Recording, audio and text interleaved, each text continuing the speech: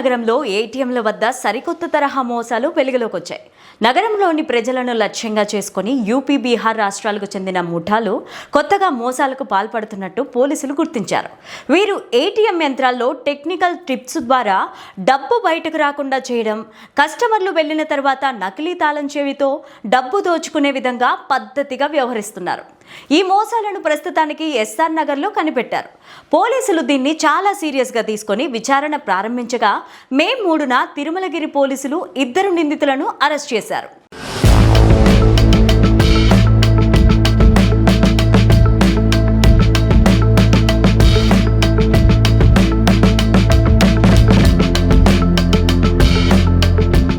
ఈ మోసాల తీరును చూస్తే నిందితులు ఏటీఎంలో టేప్ ద్వారా డబ్బులు బయటికి రాకుండా బ్లాక్ చేస్తారు.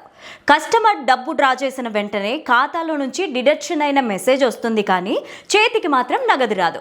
తాము డబ్బు పొందలేదని భావించిన కస్టమర్లు అక్కడి నుంచి వెళ్ళిపోతారు.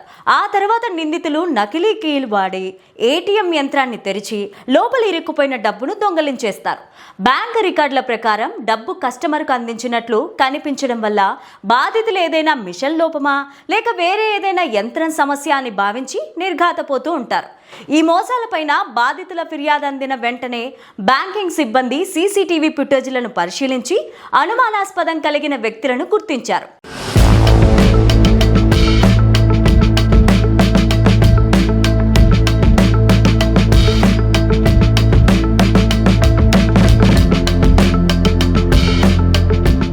పోలీసులు చేపట్టిన దర్యాప్తులో మోసం జరిగిన విధానం స్పష్టమైంది. నిందితుల విచారణలో ఈ కుట్ర ముంబైలో రూపుదిద్దుకున్న విషయం వెల్లడైంది.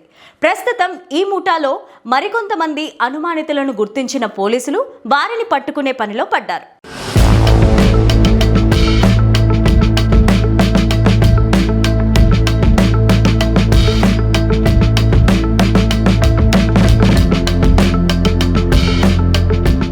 పౌరులు ఈ తరహా మోసాల పట్ల అప్రమత్తంగా ఉండాలని పోలీసులు సూచిస్తున్నారు.